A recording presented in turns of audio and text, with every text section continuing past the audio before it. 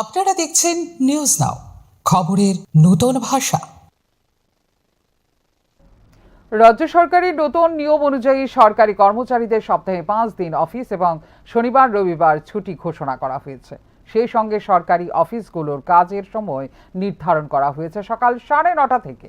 কিন্তু এই সিদ্ধান্তের ব্যতিক্রমী চিত্র ধরা পড়ছে ত্রিপুরা রাজ্য বিদ্যুৎ নিগমের বর্দোয়ালি ডিভিশনে। বুধবার সকালে ত্রিপুরা রাজ্য বিদ্যুৎ নিগমের বর্দোয়ালি ডিভিশনের ডেপুটি জেনারেল ম্যানেজারের কার্যালয়ে গিয়ে দেখা যায় নির্ধারিত সময় পেরিয়ে গেলেও অধিকাংশ কর্মচারী অফিসে অনুপস্থিত।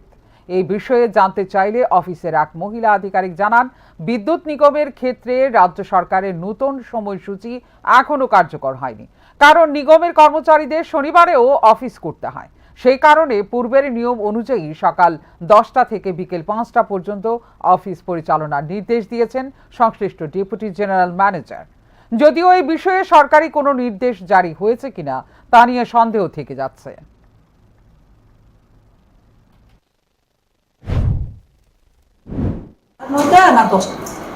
কারণ শনিবারে তো খুলুন না খুলতাম না, এটা একটা কনফিউশন হয়ে গেছে। এর লাগে শুক্রবারে আমি কনফার্মেশন দিয়ে আমরা হায়ার অথরিটি ডিজিএম স্যার আছে তাদের লগে কথা বলি।